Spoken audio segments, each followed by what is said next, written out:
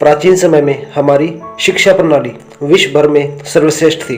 प्राचीन काल में रचनात्मक शिक्षा पर विशेष बल दिया जाता था। हमारे देश के मनुष्यों ने जीवन को 4 आश्रमों में विभाजित किया था। ब्रह्मचर्य आश्रम में शिक्षा प्राप्ति हेतु प्रत्येक विद्यार्थी को गुरुकुल में रहकर तन मन धन से गुरु की सेवा करनी पड़ती थी।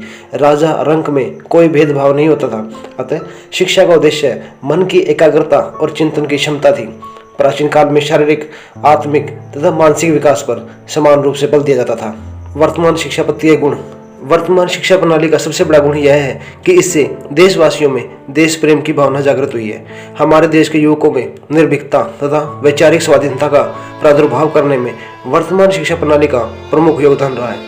इस प्रणाली ने ही रविंद्रनाथ, लाला लाजपत राय, मदन मोहन मालवीय, बाल गंगाधर तिलक, मोतीलाल नेहरू, महात्मा गांधी, सुभाष चंद्र बोस तथा जवाहरलाल नेहरू जैसे महान देशभक्त उत्पन्न किए हैं। वर्तमान शिक्षा की दूसरी विशेषता नारी जागृति के रूप में दृष्टिगोचर होती है। वर्तमान में नारी जागरण का श्रेय वर्तमान शिक्षा पद्धति को ही है। इस पद्धति के द्वारा ही नारी में शिक्षा के प्रति रुचि उत्पन्न हुई है। वर्तमान शिक्षा पद्धति ने देश में प्रचलित अंधविश्वासों तथा कुरीतियों को मिटाने में अभूतपूर्व योग दिया है। आज हमारे देश में युवा वर्ग ने वैज्ञानिक ढंग से शिक्षा प्राप्त करके इतनी बौद्धिक उन्नति कर ली है कि वे अंधविश्वासों तथा कुरीतियों में लेश मात्र भी आस्था नहीं रखता। वर्तमान शिक्षा पद्धति के दोष। वर्तमान शिक्षा पद्धति में गुणों की अपेक्षा दोष अधिक है। इस शिक्षा प्रणाली का प्रधान उद्देश्य अंग्रेजी शासन को चलाने के लिए लिपिक पैदा करना तथा ईसाई धर्म का विस्तार करना है। वर्तमान शिक्षा प्रणाली में भारतीय आदर्शों के लिए लेश मात्र भी स्थान नहीं है। वर्तमान शिक्षा पद्धति में बौद्धिक विकास की ओर ध्यान दिया जाता है, शारीरिक और चारित्रिक विकास की ओर लेश मात्र भी ध्यान नहीं दिया जाता। रात दिन पुस्तकें रटकर परीक्षा में पास हो जाने को आज का विद्यार्थी अपनी अद्भुत सफलता समझता है। आज की शिक्षा विद्यार्थी को स्वावलंबी न बनाकर पराश्रित बनाती है। इसका प्रधान कारण यह है कि वर्तमान शिक्षा पद्धति में उद्योग धंधों, दस्तकारी तथा व्यावसायिक शिक्षा का पूर्णतः अभाव है। मूलतः आज का विद्यार्थी बाबूगिरी ही करना चाहता है। इसके फलस्वरूप देश में बेकारी की समस्या ने भयंकर रूप धारण कर लिया है। शिक्षित में तो बेकारी की समस्या दिन रात बढ़ती ही जा रही है। वर्तमान शिक्षा पद्धति इतनी महंगी है कि वह पूंजीपतियों के लिए ही लाभदायक है।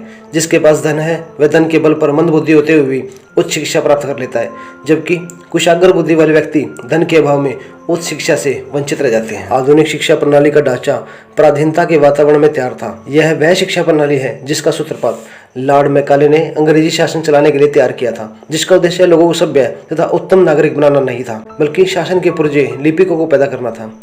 अंग्रेजों के द्वारा चलाई गई शिक्षा प्रणाली नागरिकों के मस्तिष्क में दासता की भावना जगाने के लिए आज भी शिक्षा प्रणाली में ऐसे निकम्मे तथा निरर्थक विषयों का समावेश है जो विद्यार्थियों के मस्तिष्क पर केवल बोझ मात्र है। इन विषयों में विद्यार्थियों की रुचि भी नहीं है, नए ही जीवन में इनकी कोई उपयोगिता ही है। शिक्षा पद्धति में परिवर्तन की आवश्यकता। गुण दोषों के विवेचन से स्पष्ट है कि वर्तमान शिक्षा प्रणाली भारतीय संस्कृति के अनुरूप नहीं है।